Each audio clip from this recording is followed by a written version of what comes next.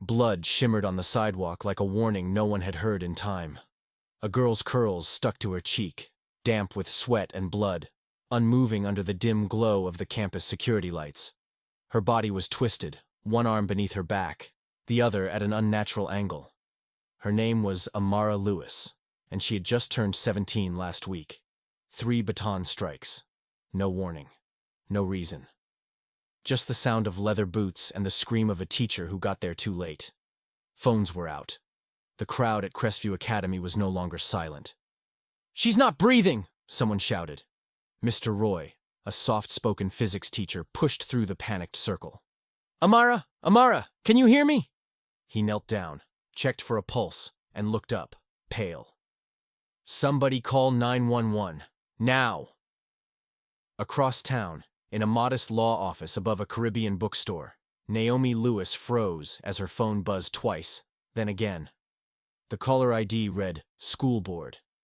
But the voice on the other end wasn't the principal. It was hospital intake. "Ma'am, your daughter's at East Mercy. It's critical." She didn't even lock the office.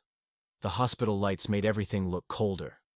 Amara's skin, once rich and full of light, looked pale under the fluorescent glare. Her left eye was swollen shut. Machines blinked beside her head like an eerie lullaby.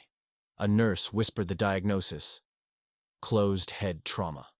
Medically induced coma. We don't know when she'll wake up. Naomi stood there, unmoving, unblinking. Her hands didn't tremble. Her breath didn't hitch. But something behind her eyes cracked like glass under pressure.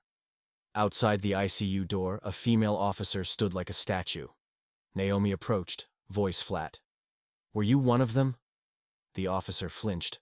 "I'm just on watch." "I didn't ask what you're doing now," Naomi said, without blinking. "I asked if you put your hands on my daughter." Silence. The officer looked away. That night, Naomi unlocked a trunk she hadn't touched in 8 years. Inside, a flight badge, faded military patches, a worn duffel bag that still smelled like aviation fuel and sweat. Call sign: Viper. No one in this part of Atlanta knew who Naomi Lewis used to be. No one knew she'd once commanded squadrons overseas, navigated black sites, briefed Pentagon brass. And no one had ever seen her like this, a mother with clearance, fury, and nothing left to lose. At 6:47 a.m., she walked into Precinct 21. The hallway echoed with her heels like a countdown. "Ma'am, you can't be here." "Call your commanding officer," she said, voice steady. "Tell him Naomi Lewis is here. He'll know the name." Within minutes, Captain Ellis Monroe emerged from his office. Tall, white, calculated. His face dropped the moment he saw her. "Didn't think I'd see you again," he muttered. "You weren't supposed to." She didn't blink. "But your men put my child in the ICU." He exhaled. "Naomi, if this is a legal matter—" "I'm not here as an attorney," she cut in. "I'm here as a mother. And this isn't legal. Not yet. But it will be." Monroe's jaw clenched. "We're still gathering footage. I've already seen it," she whispered. He paused. "How?" She stepped closer. "You have 48 hours. I want the badge numbers. I want their records, internal complaints, and I want to know why they stopped a black girl standing outside her school." "And if we don't?" Naomi leaned in. Her voice didn't rise. It sank like steel. "Then I'll show you what a pilot trained for war, with access to things you don't even understand, does when you mess with her blood." By the time Monroe made it back upstairs, Naomi was already in motion. That night, in a forgotten corner of Midtown, she knocked twice on a service door marked "Authorized Maintenance Only." A keypad blinked. She typed in an old code. The lock hissed open. Inside was a room lit by soft amber light and screens humming low. Jalen Cross, ex-NSA cyber analyst, glanced up from behind a row of monitors. "No way," he said. "Viper?" Naomi dropped a folder on the desk. "They put my daughter in a coma." Jalen's face shifted. "What do you need?" "Badge numbers, personnel files, incident logs." Quietly. He opened the file, scanned it. 2 of these guys, Marks and Halston, were already flagged last year. Racial profiling complaints. Body cam footage went missing. Naomi nodded. Then dig deeper. He looked up. You planning on suing them? No, she said. I'm planning on dismantling them.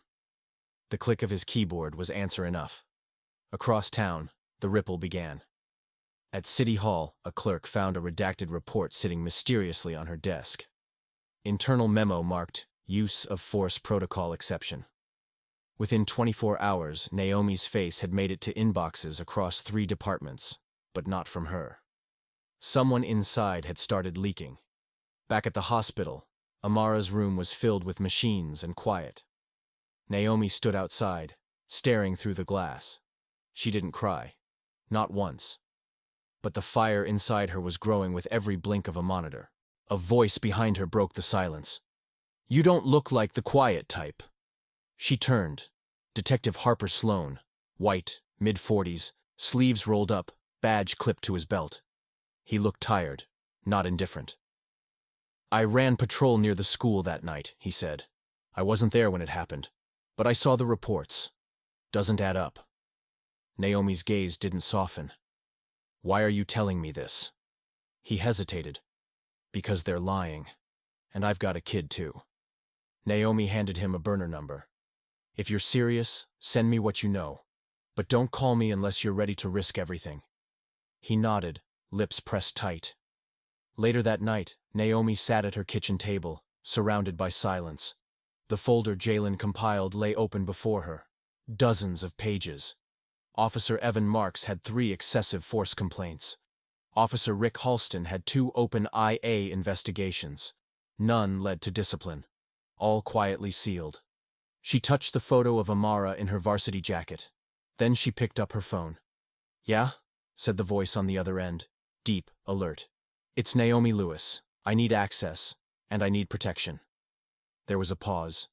You back in it? I never left. The next morning, Detective Sloan sent a message. They're scrubbing the footage, but there's a backup, school security server off-site. Naomi was already in her car.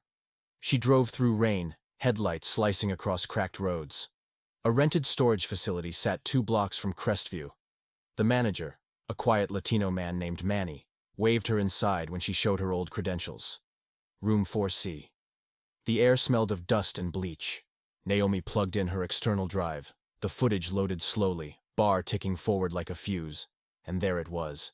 Amara standing outside the school gate, books in hand. Marks approaches. Why are you loitering? Amara doesn't flinch. I'm waiting for my ride. Halston joins. ID? She reaches for her backpack. Then the baton swings. Naomi paused the frame. Amara's face, wide-eyed, hands up, mid-scream. The image froze her, not in shock, in cold, sharpened rage. She copied the footage and walked out without a word. At home, Naomi uploaded the video to a secured drive. Then she drafted a message to 10 civil rights attorneys. Subject line, urgent. Federal rights violation. Her finger hovered over send, but before she did, her phone buzzed, blocked number. She answered. You're making noise, the voice said. Naomi didn't blink. And you're running out of time. The footage went live at 9:14 p.m. No captions, no commentary. Just a black girl in a school jacket getting struck mid-sentence, mid-breath, by 2 officers who didn't even pause to ask her name. By midnight, the video had crossed 4 million views. By dawn, the city was on fire. At the corner of Fulton and Amber, protesters lined the street. Cardboard signs soaked in rain. A choir of chants rising through the sirens. So justice for Amara flooded timelines, message boards, inboxes of officials who could no longer pretend they hadn't seen. Inside her apartment, Naomi didn't sleep. She sat on the floor, a mug of untouched tea beside her. Every hour brought another ping. A lawyer offering support, a teacher from Amara's school sending prayers, a journalist asking for comment. But Naomi didn't want attention. She wanted pressure. She wanted the cracks to spread. A soft knock on her door broke the silence. It was Jalen, holding a flash drive in one hand and his laptop bag in the other. You need to see this, he said, voice low. They sat across from each other in the blue light of her living room screen. Naomi opened the file. Internal memo, dated last year. Subject: Student Interaction Protocols. Line 12. Minors exhibiting potential resistance may be neutralized with non-lethal compliance techniques. Code 4, batons to the head. That's a citywide policy? Naomi asked, her tone like steel cooling. No, Jalen said. That's their unit, Marks and Halston, signed off by Captain Monroe. Naomi leaned back, lips pressed tight. Then we go higher. Across town, Monroe slammed his office door and barked into his phone. She's weaponized the footage. We need to hit back, fast. You want me to discredit her? Said the voice on the other end. No, Monroe hissed. I want her neutralized, quietly. But the walls were already shaking. At the Department of Justice's local field office, Agent Nina Keller flipped through the file Naomi had submitted. With Amara's hospital scans, the footage, the memo. Her brows furrowed. Who is this woman? An aide asked. Former pilot, Keller muttered. Used to run classified logistics, has contacts everywhere. The aide whistled. And now she's burning the city down. No, Keller corrected. She's forcing it to see itself. That night, Naomi visited a small Caribbean bar on the south side, a place with no cameras and no outsiders. She sat at the back booth. At exactly 8:30, a heavy-set man in a faded army jacket slid into the seat across from her. Marcus Shaw, ex-military, now a fixer for people whose problems didn't fit police forms. You don't call unless it's nuclear, he said. It is, she replied. She slid a folder toward him. I need leverage, on Monroe, on his chain of command, internal affairs. I want everything. Shaw flipped through the pages and raised an eyebrow. You going to court? No, she said. I'm going to war. Shaw leaned in. You'll need witnesses, a war chest, and a story they can't erase. Naomi nodded. Then I'll give them one. Meanwhile, in a dark parking lot, Officer Marks sat in his squad car, fists clenched around the steering wheel. They're turning her into a hero, he muttered. Halston lit a cigarette. She's one woman. Yeah, Marks growled. But they're all listening to her. As they drove off, a van 2 blocks away tracked them. Shaw's team had started surveillance. Back at the hospital, Amara's vitals remained steady. No change, no deterioration. But no wake-up either. Naomi stood beside her daughter's bed, brushing curls from her forehead. I leaked the tape, she whispered. And I'm not sorry. Her phone vibrated. New number. She picked up. You don't stop, the voice said. Your girl won't wake up. Naomi stared at the heart monitor. The beat was steady. Alive. You just made the biggest mistake of your life, she said calmly, and hung up. The morning after the call, Naomi found a manila envelope wedged inside her mailbox. No name, no stamp. Just a single photo. Amara, in her hospital bed. Her face circled in red ink, scrawled on the back. Back off. Or we finish it right. Naomi didn't flinch. She scanned the hallway, carried the envelope inside, and sat beneath the living room light like she was already in interrogation. She took a picture of the threat and sent it to Shaw. They know my moves. That means I'm close. He replied within minutes. Stay visible. You disappear. They win. But Naomi didn't just plan to stay visible. She was about to go nuclear. That afternoon, she walked into a local press conference held at City Hall. News crews packed the room, covering the mayor's sudden promise to launch an independent internal review. Naomi didn't wait for a microphone. She climbed the steps with a folder in hand and spoke over the cameras. My name is Naomi Lewis, she said, her voice firm, unwavering. And I'm the mother of the girl your police department left in a coma. The room fell quiet. This, she said, holding up the folder, contains proof that not only did officers Marks and Halston violate protocol, they were protected by a chain of silence that runs deep inside this city. Gasps rippled through the room. I have emails, memos, signed NDAS, from previous victims. And if this city doesn't act, arrests, termination, federal investigation, then I'll release every page to the public by the end of the week. Flashbulbs exploded. The mayor's face turned to ash. The police chief stood frozen. As Naomi stepped back from the podium, reporters surged forward. Ms. Lewis, do you have direct evidence of command-level involvement? I have enough to burn down what they've built, she said, eyes like fire. And I won't stop until justice breathes the same air my daughter can't. That night, Monroe called a meeting in a warehouse near the river. Private property, off the books, no windows. Marks and Halston stood in the shadows. So did Lieutenant Clark Heller, Monroe's longtime cleaner. She's out of control, Monroe snapped. She's got the press, the public, even some of our own people questioning the chain. Then discredit her, Heller said. Leak her record. The stuff from her old name. The sealed case she ran back when she was JAG. Monroe blinked. She changed her name? Heller nodded. 10 years ago. Case involving missing evidence, mistrial, reputation shattered. She vanished, reset, started over. Monroe smiled coldly. Then let's remind the world who she really is. The next morning, Naomi's inbox exploded. A burner account had emailed half the press in the state. Subject line, "The real Naomi Lewis." Attached, a PDF file of her former identity. Lieutenant Commander Naomi Hartwell. Under it, sealed court transcripts from a case involving a failed prosecution, a missing audio file, and her forced resignation. Naomi sat by Amara's bedside, phone in one hand, file in the other. She didn't panic. Didn't shake. Instead, she looked at her daughter's fingers, still curled, still silent. She opened her laptop and typed 3 lines. To every reporter about to receive this file, yes, I changed my name. Yes, I made mistakes. But I've never lied about what they did to my child. And I won't let them lie about me now. She hit send. Then she picked up the hospital phone. Agent Keller, she said. They just started a war of character. You ready for what comes next?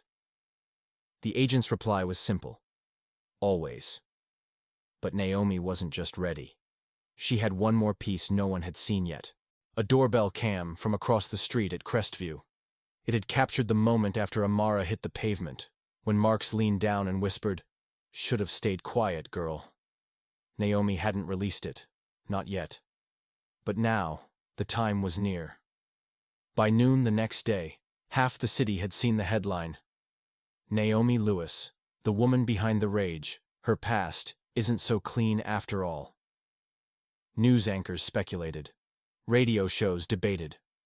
Old footage of a young military prosecutor with steel in her jaw and secrets in her silence played on loop. But for every whisper trying to tear her down, a louder voice rose. A student in Crestview's hallway. She's the reason I'm not afraid to speak. A mother in Bankhead. She made them see us. A church on the east side painted a mural overnight. Amara, unconscious but glowing, surrounded by a ring of fire. The city was no longer watching.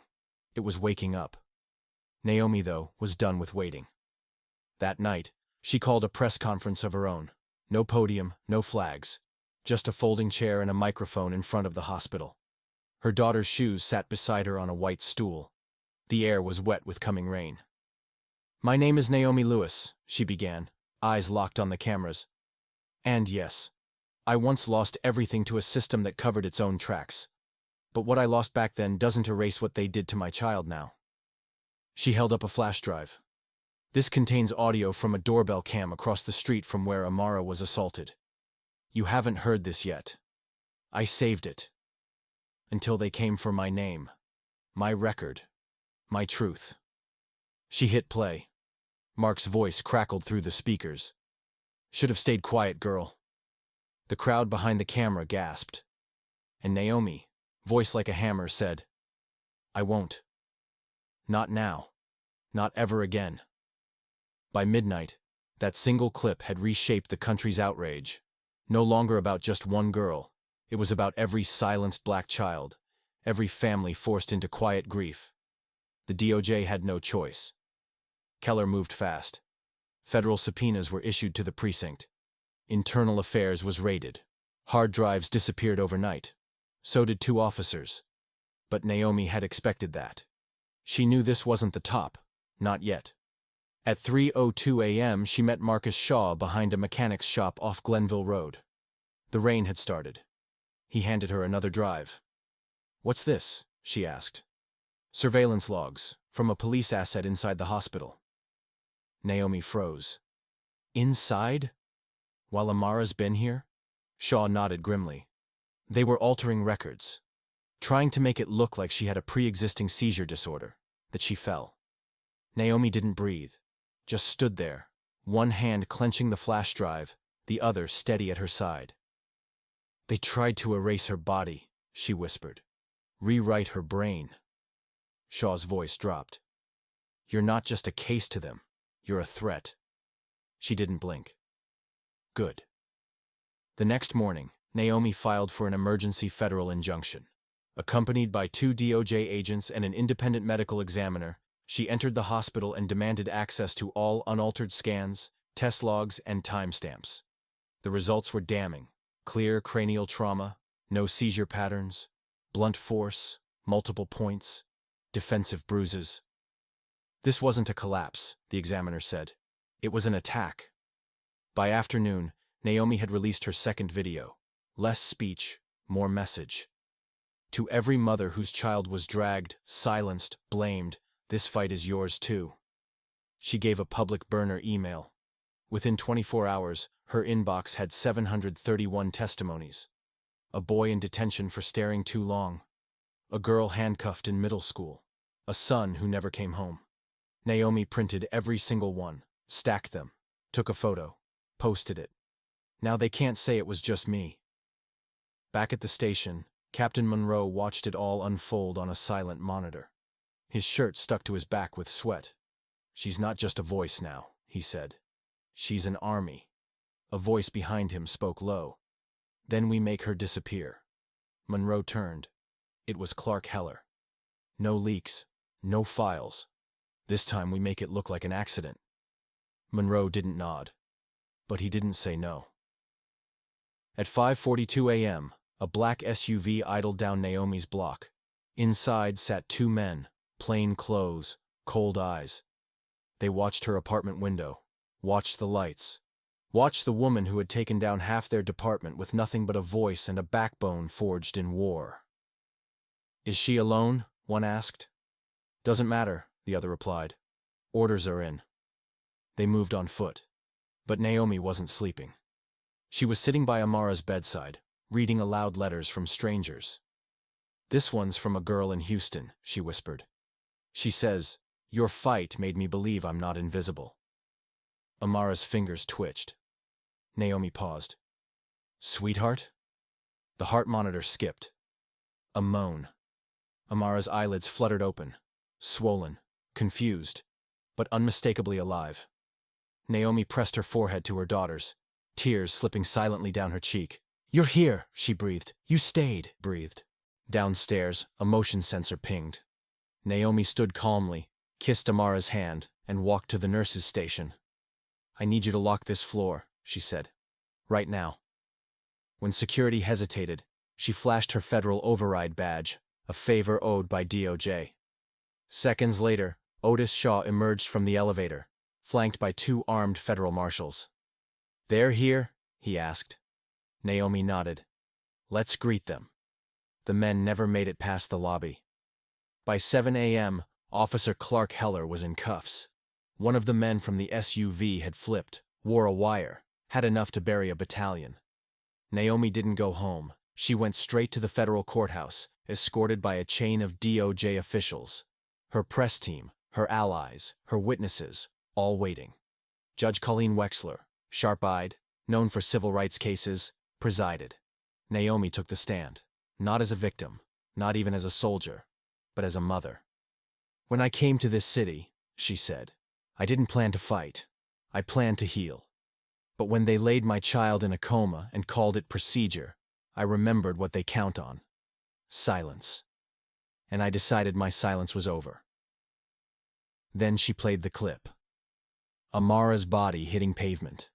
The whisper. Should have stayed quiet. The courtroom was still. The defense didn't speak. They didn't need to.